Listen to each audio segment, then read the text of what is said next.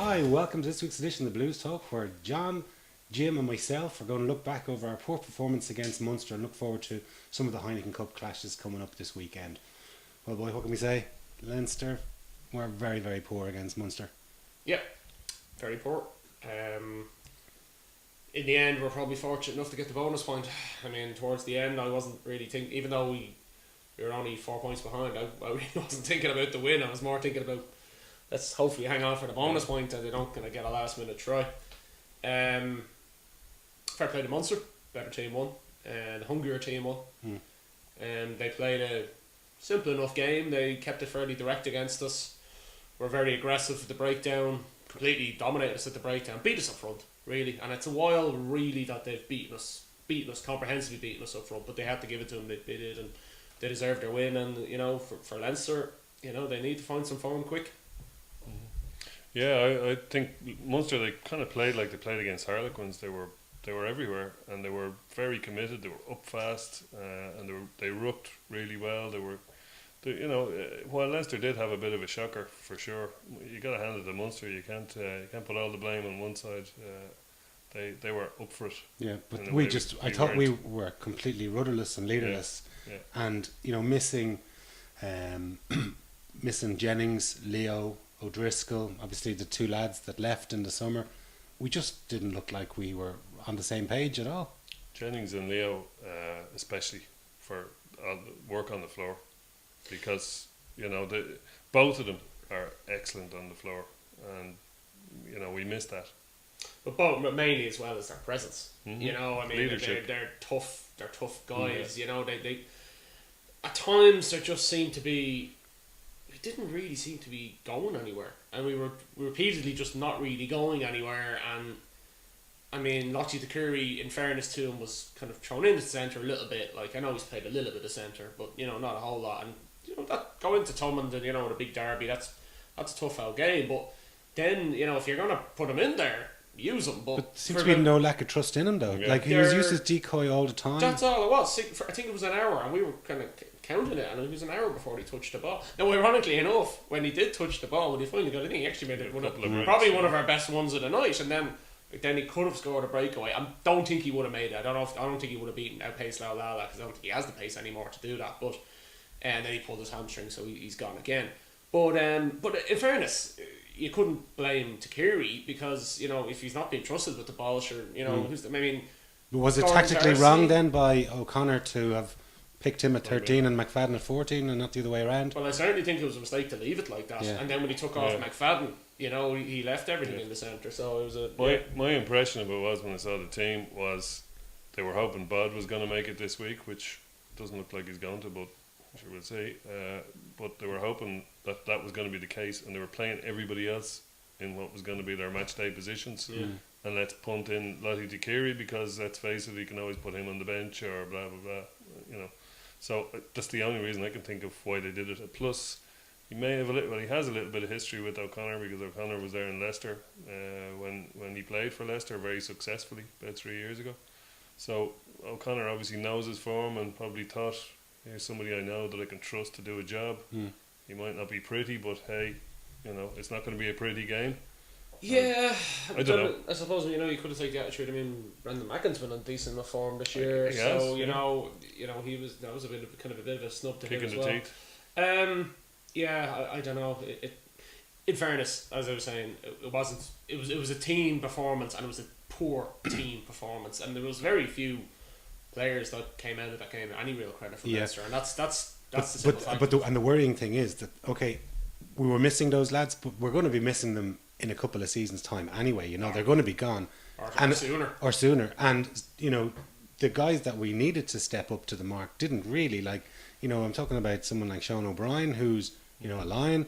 First game back. I know it was his first game back, and he was very rusty, but he showed he was very rusty. And he did. Maybe we expect by his higher high standards, yeah. he had a shocker.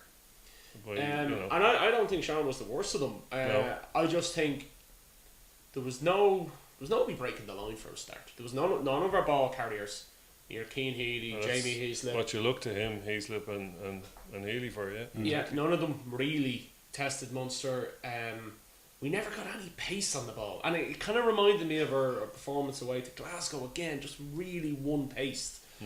Didn't seem to have a whole lot of ideas, you know. And in credit to Munster, okay, Munster did a lot of direct stuff, but in fairness, they were the only ones who got any space. They have flanked us a good few times, you know. Okay, didn't finish the moves off. And if I take one positive from it, as I thought we did defend pretty well. You know what I mean? To the front up ball, you know. Okay, we were maybe cut out a little bit for the try, but we were down to 14 men, and that was a very well executed crossfield kick.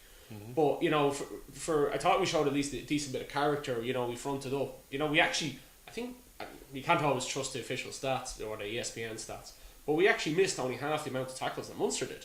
You know, we didn't actually miss that many tackles. But it was just, there was nothing going on offensively at all, and we never really looked like scoring a try, and that is always worrying. Yeah. You know? But like our fundamentals were just so poor. Like our defence around the ruck. I don't know how many times Redden was spoiled by guys coming through when they put up the high balls a couple of times to the Carney brothers. They were turned over immediately. Like what you have to get, and I'm one of Keith Earl's biggest critics, certainly on here. But he had proved me wrong. He played fantastic, but he was allowed to play so well. And we didn't defend those kicks. We just let the guy catch it, and he was turned over and rucked off the ball immediately. Well, the breakdown is three fundamentals of the game that have been poor this season. Tactical kicking. I thought we were just blatantly Naive, down the middle. yeah. I mean, there was very little intelligence to it. The scrum had problems again, and and I'm no fan of Romain Poit, but we can't just keep blaming the referees and it's different referees. But biggest worry of the lot is for the 4-game run, we were poor at the breakdown. We were targeted at the breakdown, and we were poor. A lot of it was laziness, a lot of it was poor organisation. It's very hard to know, but the one thing that we definitely know for this coming Saturday is that if we're poor at the breakdown again, we'll get nothing out of that game. Because the Ospreys, we know the Ospreys are a good team at the breakdown. Justin Tupurik is one of the best open sides around, and they're organised. They're very well organised. They know exactly how to take us on to breakdown. They've done it before. They've done it already this season. Yeah, you know. We'll come back to the Ospreys later on, but we just go back to the match. I mean, like I'm just wondering, like, what was that result though good for the Pro 12? Because we were getting to the stage now. If we had won that match, would have been I think 10 victories out of the last 12 against Munster. Like I know not many Leinster fans went down, but at the same time, a lot of Munster fans didn't show up either in the stadium. Like it was. Relatively speaking, and I think it's a good result for Irish rugby insofar as it gives a bit of balance back into the equation and brings Munster maybe back into the fore. Well, to be fair, I said right from the start I thought Munster were going to win the game, and I was surprised by how confident a lot of Leinster fans were. I thought we'd do it. Yeah, I was making the point all along. Like, okay, we've won the last 4 games, but they've all been close games. I mean, there hasn't been more than 10 points between any of them. And especially both the games that won down at Thomond were basically kicking contests. You know what I mean? So sooner or later, one of them was going to go their way. And obviously, when you're on the losing side, it builds the hunger. I don't know I think Leinster did have a bit of a one eye on the Ospreys game. I don't think they were totally focused on it. I think there was a bit of a one eye on it as well. But at the same time, I agree. It is probably, like, if you're just, I think for the rivalry needed Munster to win a game, so. Also, you're saying that the times we won, we didn't win by much, but we looked a better team. We were coasting last year, beating them, and possibly the year before. This year, they looked by far and away a better team. They were a better team on the day. We were flattered by our bonus point. Totally. Yeah. They were the better team of the day. I don't know if you go as far as saying that they are the better team. They were certainly the better team of the day. Yeah. But you mentioned what I mean, like, and I'm not really into criticising referees too strongly. However, I did think that he was very inconsistent, poor. And like when Madigan, no qualms about Madigan's yellow card, but there was other incidences in the game too that should have got the same justice, and he didn't. He didn't penalise. He gave a penalty, but he didn't give the yellows. For example, I mean, we all know that in every breakdown there's probably 3 or 4 at least penalisable offences because everything is on such a tight margin. Was that guy in behind foot, or was he in from the side, or did that guy go off his feet, or it's down to judgment. But he seems to pick the most esoteric. He'll let loads of stuff go. You'll see one breakdown. Oh, he could have given that. He could have given that. He could. he's after giving that. But I didn't even see it, and then a replay. No, I still didn't see it. It's it's like he has a margin for difficulty in there, and he goes, if they do a really, really sneaky one, I'll ping that. But I won't do the obvious stuff. I don't like criticising good referees, so that's why I have no problem criticising him. He is an absolute sham of a referee. I am convinced that there is a body buried of the real Romain Poitras somewhere in a graveyard in France. And this goes some confidence trickster who stole his identity and has just kind of gone along for the ride, because I cannot believe this guy is. I wouldn't want to see this guy trotting up at a J4's game. You know what I mean? Because he drive everyone just as mad. Because listen, we didn't lose the game because of pot. We lost because we were the second best team comfortably. But equally, there's times in the scrums where you're kind of going, okay, right, he dropped his bind there. That's a penalty against us. Fair enough. Then you watch the next scrum, you see the Munster player do the exact same thing, and that's fine. And you kind of go, well, hang on, how does that make sense? Now, to be fair, there's very few Munster fans exactly shouting his praises either, so they'll all have grievances of him. And as I say, he wasn't to blame because of defeat, but he is a ruiner of rugby. And the fact is, I thought these new scrum rules were meant to have less collapses, have less scrum penalties. Quite the opposite. It was just the same amount of scrum penalties as he had last season. I think what it is he makes up his mind. We've said this repeatedly. He makes up his mind who's going to get the scrum penalties, and he gives them the majority, and then ignores every other thing. And it just it wasn't a great game. Let's be honest. Now, in fairness, that probably wasn't all his fault, but he certainly didn't help. So I just think I thought for a man who we've given criticism to in the past, Stephen Archer fronted up very well against Cian Healy, and I thought he had him a few times, and he spoke about binding there.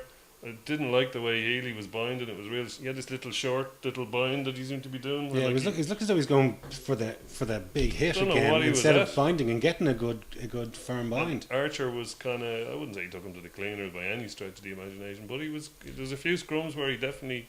Well, certainly the scrums in the last 20 minutes were a joke now. I mean, well, in fairness, I think McGrath was on, and both were on at that stage for the most part. But at the same time, I don't know. I because I haven't seen the game back and I was behind the goal, so it's kind of hard to judge the scrums when you're behind the goal. But we've certainly seen a couple of times when Archer seems to be boring in all right and kind of getting away with it a bit, But he seems to have improved. I mean, in fairness, he couldn't have it, from where he was, but. He seems to improve, but equally though, I don't know if that Munster team would have been doing as good as scrum under another referee. I'd like to see the return fixture see him to do under another referee, because again, when I see Posh, under Wayne Barnes, oh gosh, even better. If he'd have gone up against Healy this time last year, he would have been mangled. He would have been, and even guy Duncan Williams, who has been slated, and he did all right. He did. Bloody well. He had a good game, I'm not saying he's improved massively, but he's definitely improved. I mean, he's had a few reasonably decent games now. Yeah, from where he was last season. And Cronin's coming through as well for them. Their prop as well. Yeah. Well, he's just coming through like absolute bullet, really. And he couldn't even take over Kilcoyne. To watch himself. Yeah, I don't know. Kilcoyne wouldn't want to get too comfortable. You know what I mean? Because but having that competition for places and having to be able to replace your bench with like for like. I mean, so we were able to do it for 2 or 3 seasons, and it paid off in spades for us. It was certainly the strongest bench Munster have had against us in a long time. Absolutely. Just one thing that struck me, and Mick Hennessy also asked the question just about our defensive system. Obviously last season Joe was running our defence. This year we seem to be playing under a different system, and I don't think we've fully adapted to it yet. Possibly not. I mean, it's only 5 games into the season. Now, when Joe first came, our defence was certainly very good. Last season it wasn't, as we repeatedly highlighted on here. We conceded the most tries that we think we conceded in 10 years. Now, in fairness to Matt O'Connor, he's come in, he wants to bring in his system. We seem to have moved all right from an out to in or an in to out, where we were in to out, now we're out to win. Yeah, and now in fairness, we were often criticising the defence last year for drifting too much, so maybe it's one thing he identified. He wants guys shooting up harder. Think about when you shoot up hard though, that if you get caught on the outside, as we saw a couple of times, it leaves an awful lot of gaps. it certainly didn't help that there wasn't Brian O'Driscoll there, because Brian O'Driscoll can cover a multitude. Really, we have to get used to, unfortunately, life without him. But to be fair, we have. I mean, we've played plenty of games without Brian O'Driscoll through either injury or through resting. So I mean, it's not as if like Leinster can't play and play well. It's just that obviously we lost Owen O'Malley permanently. So our outside centre options, they're not as good as they were. So that is a bit of a worry. So that's something they're going to have to be looked at. But I don't know. It's early days. I mean, certainly at times, as I said earlier, I thought a lot of our defending was actually quite good. Especially when it got closer to the line, I thought we were quite well organised. But I think there's certainly going to be a lot to work on this week, because we're going to be tested against the Ospreys. We sure will. But at least we got the bonus point. You know what I mean? That's the one thing we can take as a perspective, and it leaves us on fifth in fifth position now, with a little bit of a gap opening with Glasgow and Munster second as well. Yeah. Some of the other results of the weekend was the Ospreys Ulster match, which I actually watched on Friday night. Me too. And I honestly thought Ulster were going to get his stuff in here. And then Jackson just decides to put on his kicking boots. Best kicking show that he's put on in a long time. Not one of them a gimme either. No, not one of them a gimme. He was hammering them over from 50 metres out on the sideline and from halfway. Fantastic kicking. And he won them the game. I wonder if the Ospreys maybe started thinking about the game against us a little bit early. Maybe they just took their foot off the ball a little bit early. Now that's not a disservice to Ulster, because in fairness, Ulster were playing a lot of the better rugby in that first half. They just weren't getting any real reward out of it. Yeah.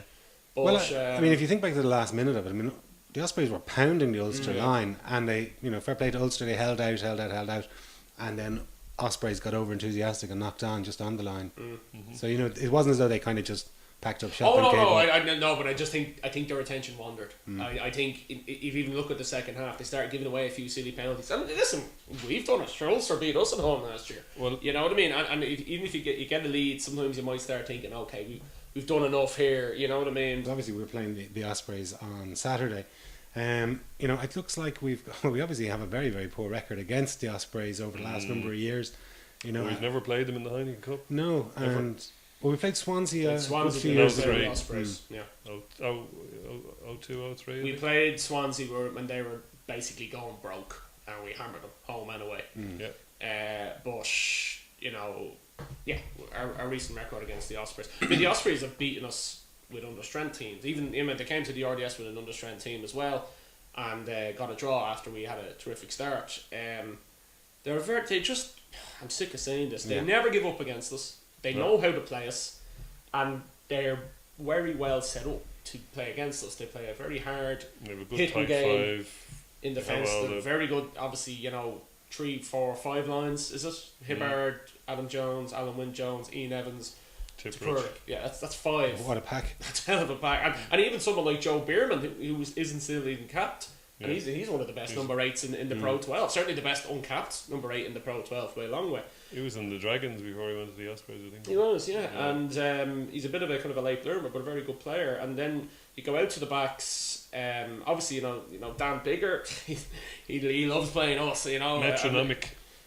Certainly against us, not when you want him to be. Just don't give him some sideline conversions in the last minute. So and then even if you go out wide, less big names these days, but like Eli Walker has caused us problems. Richard Frizzell has caused us numerous problems. Walker's the only real threat in the back line though in terms of speed.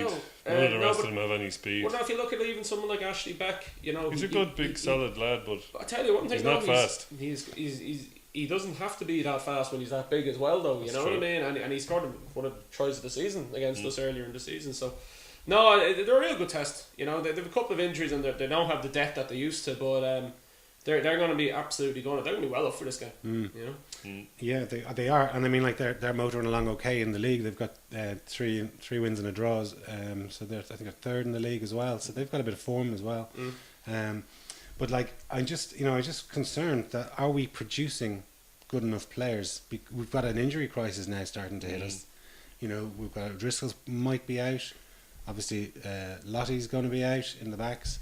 But are we bringing in? Do we have good enough depth coming through?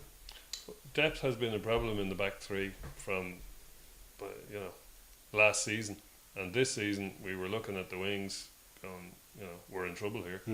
But and then we got a lot of injuries again. And then we've also got, unfortunately, heard the bad news yesterday about Richard Strauss having a hole in his heart. I mean, like, obviously you have to say, thankfully, he's a massive ball carrier for us. Absolutely, as well, but just and a massive presence at the breakdown. Don't forget, and who's been missed very much at the breakdown. Yeah. Obviously, first and foremost, we all send out all our best wishes to Ricard.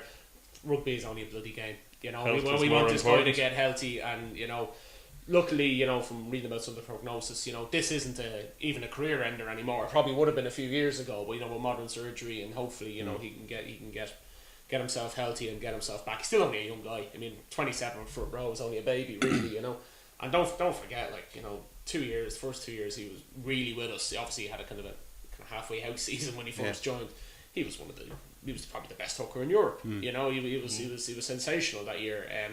When we won, we beat Northampton. So yeah, it's a huge blow to us. In fairness, Sean Cronin, we are lucky at least that we have an excellent very different player. Sean Cronin, very different player, very explosive, obviously, but probably doesn't give you as much the tight. But interesting that O'Connor did actually mention that they are in the market to find a replacement. Oh, they are. I mean, you have to have three. I mean, it's as the game has even gone. Hooker is front row in general, but especially hooker has become a very attritional position. And there's a lot of mileage in it. There's a lot of guys now off season in the Southern Hemisphere. Their NPC is finishing. Bismarck, I'm thinking. Well, Bismarck wouldn't be bad. Kevin Mialamu was suggested by somebody earlier. What about his cuz Edie? He'll do. I picked him. The thing about it is, though, obviously, there'll be very few Southern Hemisphere, guys will be wanting these guys to go off playing. At this time, it was different. And obviously, as we've seen with short-term signings, that you can get a Lottie Zakiri, you can get Brad Thorne. You can get a Brad Thorne. You never really know who you're gonna. They never work out. I think. But it could be they do need someone for the rest of the season. But it's not like it could be a good thing for Cronin, though, because it does give him a run of games now, and give him an opportunity to stake a real firm chance. He's a great centre and a great hurdler as well. For his try last weekend, but it does give him an opportunity for a good, strong set of run within the team, and to sort of really firm up that position. Because like Redden and Boss, they seem to vie with each other and and he's interchange. been arguably second choice for the last couple of years, and he's always second choice with Ireland, possibly third. Probably third. No, it's true. I mean, it does give him a chance, and we are also lucky to have as essentially our third choice hooker, Aaron Dundon, who's a very tidy player. Yeah. Maybe not a Heineken Cup winning player, that sort, but a guy who'll do a job for you. Very good thrower. Gets in a lot of work. But at the same time, other than that, then you're talking about a converted prop in James Tracy and a very young kid in Brian Byrne. Who's playing a little bit for Clontarf at the moment. Who's kind of been, who could, in a couple of years' time, be an absolutely sensational player. But still very young though, still very, very young. And you could ruin a guy like that by chucking him into Heineken Cup, That's what I'm saying, because he's not physically that big either. You know what I mean? He's a powerful guy like his brother Edward, the two twins in the front row. But it takes a while, to go into that. He still is, I think, 19, 20. You know what I mean? So, no, we'll definitely be in the market. But as you say, it's pot luck at this time.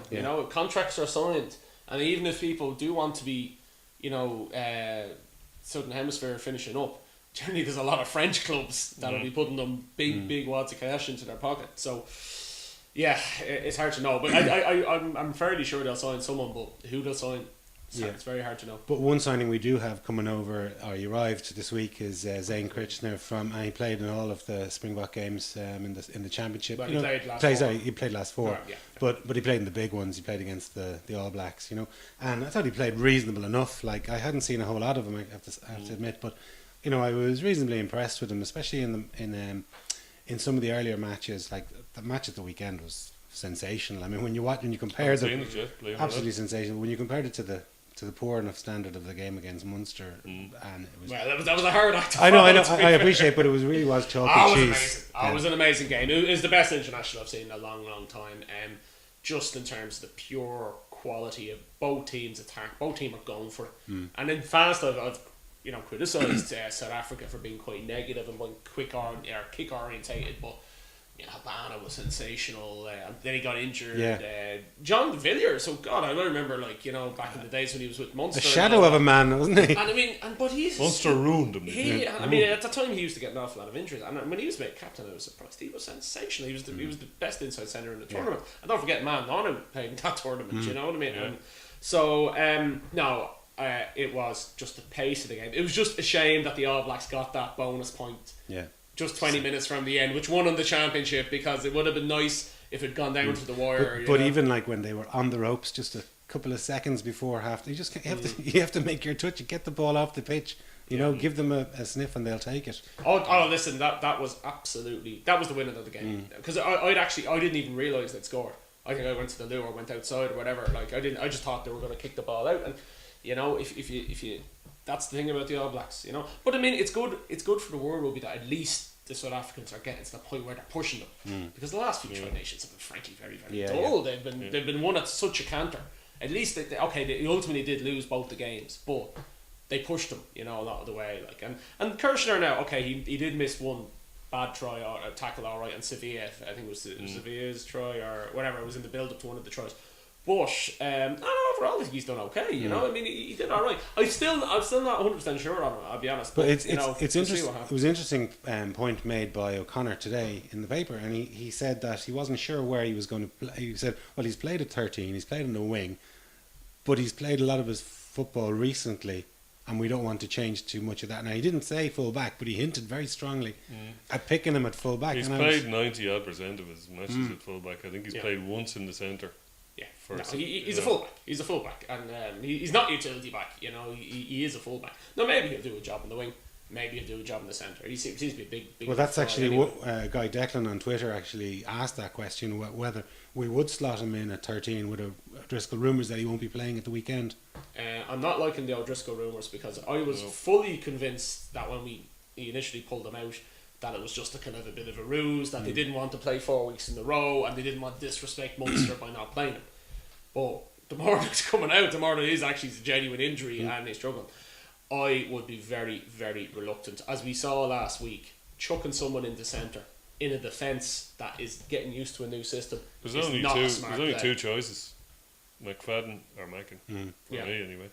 I suppose the outside chances Fitzgerald, who's had played there, but again, I wouldn't be that keen in that either. I'd stick McFadden in there, and I'm not a huge fan of McFadden at outside centre. I like him at inside centre, and I like him on the wing, but he has done a job there, and you need to have guys around the same wavelength. In fairness, I wouldn't blame Takiri at all for some of the defence. I know, but because he's only thrown into it. But if you're a winger, it's easy, or if you're new into the team, it's easier to play on the wing than it is. So. Because it's so dictated by the other thing. Whereas, I mean, you're literally whether Kirshner should even play this week. Well, if he's just after getting off, travelling all that. He's coming off 4 hard internationals.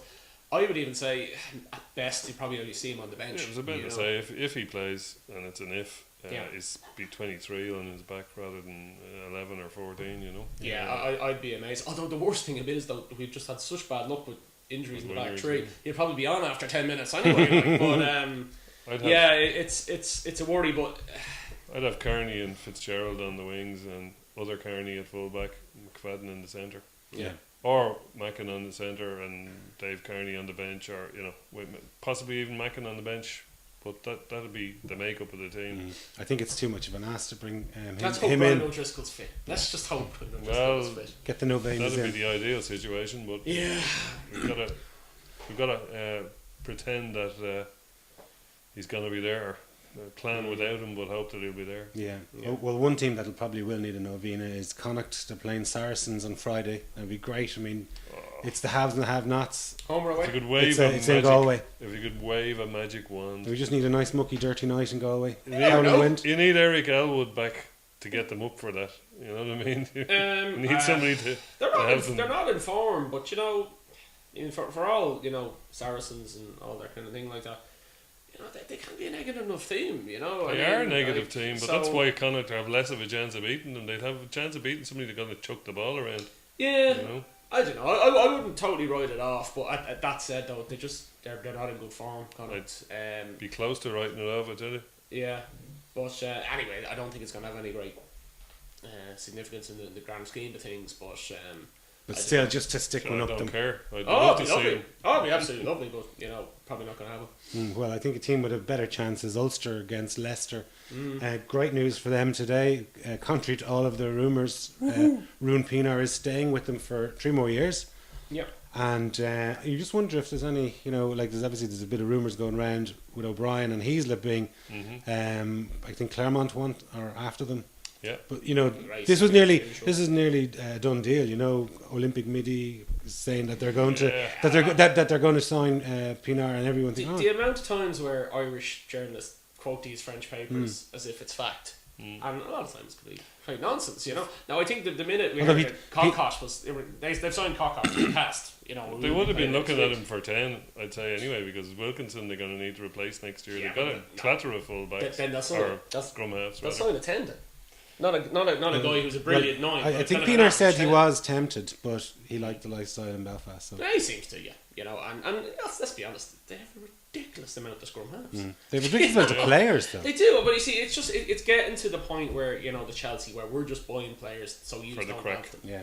And when it gets to that point, I mean, Jesus. But people aren't going to hang around there that long if they're saying, well, I'm only getting played once in every 4 games, I don't know, they seem happy enough just to take the cash. Maybe so. Well, I suppose that's sort of get the old pension pot up. But and not only that, but one of the bad things about playing in France, you see it with Sexton, is that you get flogged. You get flogged. The guys in Toulon don't get flogged because there's so many of them. Yeah, but like can rotate the top the whole 14 team. have played 9 games. They've 9 rounds of their competition. The Pro 12 and the Aviva Premiership have played 5. So you need twice as many games.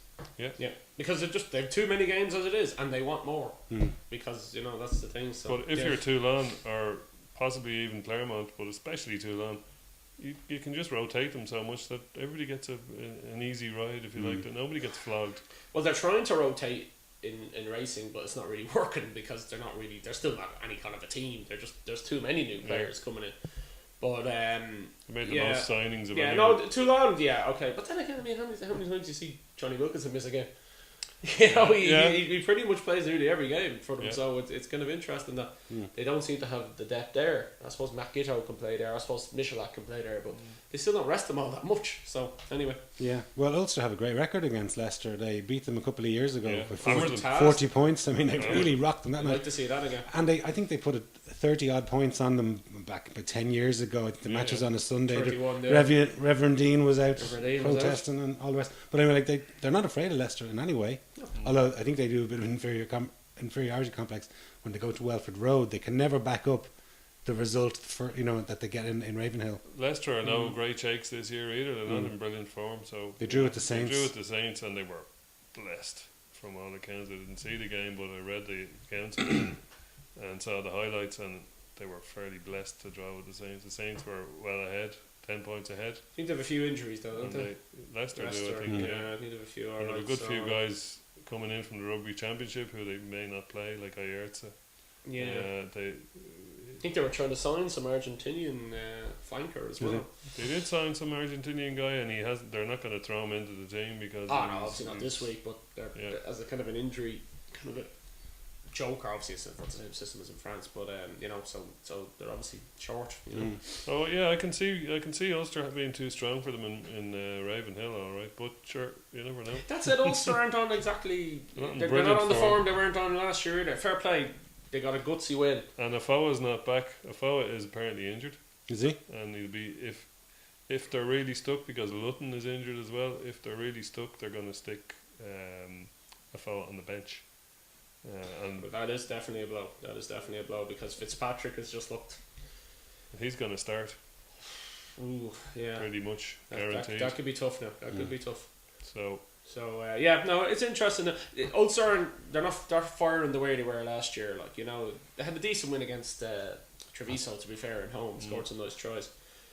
So maybe they're just getting back into the groove a little bit now. But a bit like Joe Schmidt. In Joe Schmidt's time, we were able to go out and do a lot in the Rabo without all our frontline guys, and a lot of guys got developed, and a lot of guys came on, and they've kind of had a year of that now, and there's a lot of players coming through for them. So unfortunately, not too many tight end props. Gilroy's went out. off. Yeah, he's a blow. He is a definite blow. But like, Bow will probably be back, so they might have Trimble and Bow on the wings. Trimble, yeah, sure. We'll see how it goes. And this year's Biarritz, Munster, with their nice, easy, handy draw, are playing Edinburgh. Sure, all right. Yeah. So I was wondering how they were going to be like Biarritz, and now I see exactly what you mean. Yeah. They and then, whereas we've got a fairly poxy start, whereas we're going away. The two probably the toughest opponents in Cast and Ospreys in our Saints in our first two games, and possibly a tough enough game against Cast at home. They've got a bit of just a sweetheart away tie, where they'll be kicking. I mean, they were kicking themselves last year that they didn't get a bonus point. 17-26, and they just let Ulster or Edinburgh get back into that game. They just certainly had them on the ropes, but they just didn't. They couldn't do it. They should be looking for 5 points. Oh God, yeah. The only thing that can get to them is that the place is going to be deserted, except for the few thousand Munster fans that travel over, and a few hardy annuals that turn up at the Edinburgh. I don't think that should get to them. I mean, if you go out and you have to put in a professional performance. I think the way Munster seem to be in a reasonably decent nick. They haven't got many injuries, which is a big plus in them, because last year they had an awful lot of injuries. Whereas I think Tommy O'Donnell is really the only frontline player that's really missing. Although he is a loss, he's turned into a fine player. Well, O'Mahony might be out as well. He looked like he was concussed. O'Mahony was concussed, and I hate this kind of thing that if people don't use the word concussed, then he wasn't concussed. He was clearly concussed, and I think for this week they would be very, very foolish to play him. I mean, I think it's the sort of game they've got CJ Stanley, they've got Paddy Butler. They'll certainly get away with it this week. At the very least, because as we saw with Luke Marshall last year, if you rush these guys back, you end up losing it for the whole season, and it's not doing the players any benefit. And doing God knows what damage to them long term. So, but even if you take away his psychological damage, the following week, which is.